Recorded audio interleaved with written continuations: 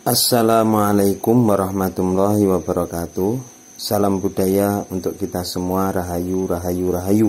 Sahabat-sahabat kajian budaya dimanapun kita berada, saat ini kita akan membabar salah satu bilah keris pusaka sepuh peninggalan leluhur Nusantara yang baru saja diwarangi. Proses mewarangi adalah yang pertama mutih, yang kedua memberikan air warangan, arsenik, bisa kadang-kadang Cina, Jerman, dan lain sebagainya.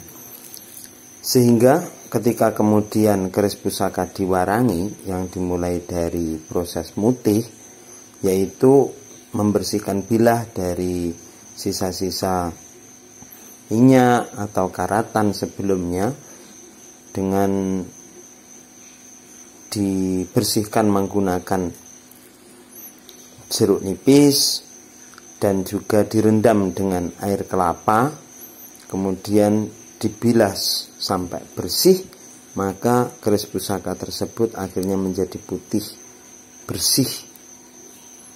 Setelah dilakukan proses mutih, maka dicelupkan dengan air warangan sehingga pamornya akan nampak jelas mana yang meteorit, mana kemudian yang besi, dan mana kemudian yang wojo.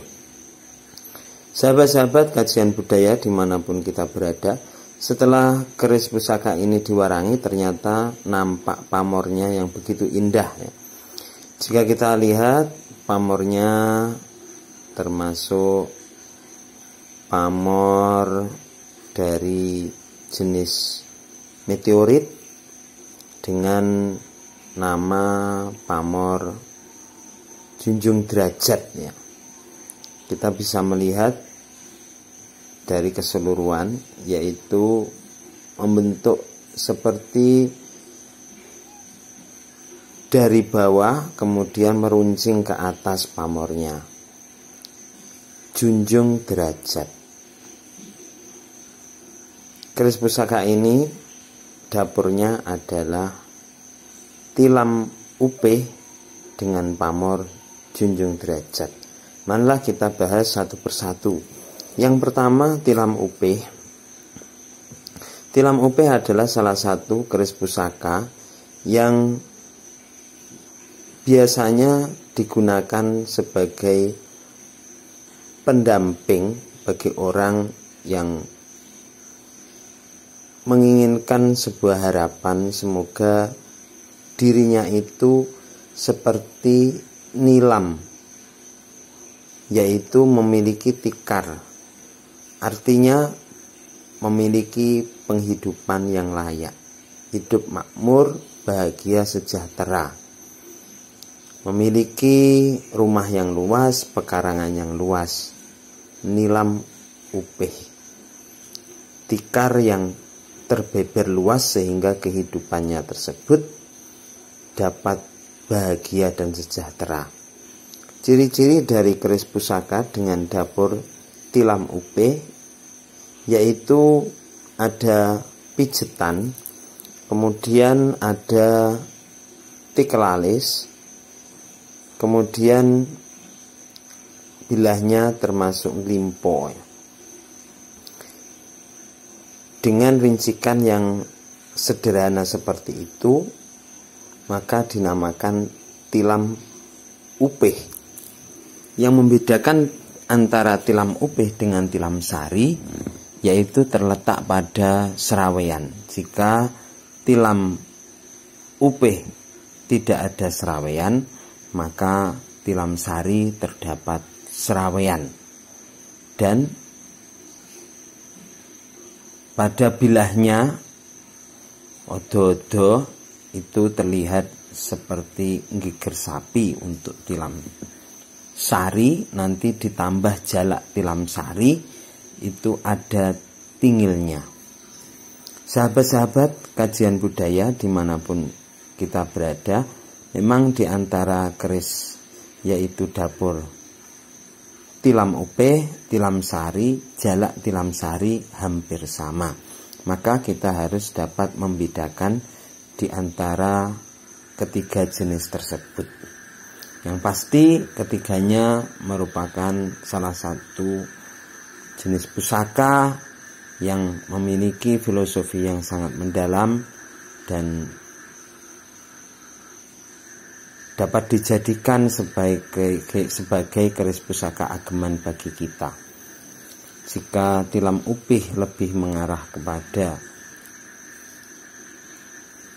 mampunya kita untuk hidup dengan memiliki sandang, pangan, dan harta yang banyak, penghidupan dengan rumah yang layak, luas, pekarangan yang luas. Jika tilam sari lebih mengarah kepada sarinya tilam itu sendiri, kebahagiaan yang hakiki. Jika dalam keluarga sudah mampu untuk mendapatkan kebahagiaan kehidupan yang sakinah, mawaddah, warahmah. Kemudian ketika jalak tilam sari itu lebih mengarah kepada sebagaimana burung jalak pepaes, artinya memiliki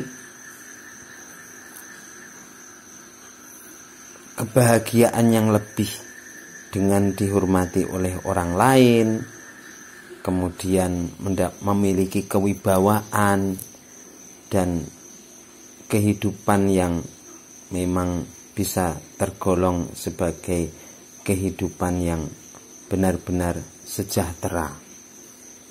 Sebagaimana burung jalak, burung yang mampu memiliki suara yang merdu, disukai banyak orang, dan memiliki kemanfaatan yang luar biasa untuk lingkungan sekitarnya.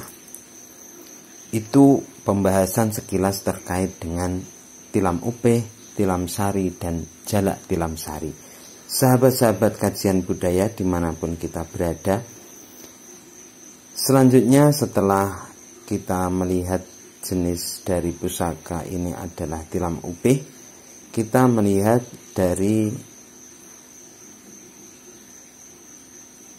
pamor yang ada dalam pusaka ini. Jika kita lihat pamor yang seperti ini, terlihat seperti memuncak dari bawah, kelihatan luas, semakin ke atas semakin meruncing, ya. Seperti ini dinamakan dengan pamor junjung derajat. Junjung artinya menjunjung, derajat artinya derajat.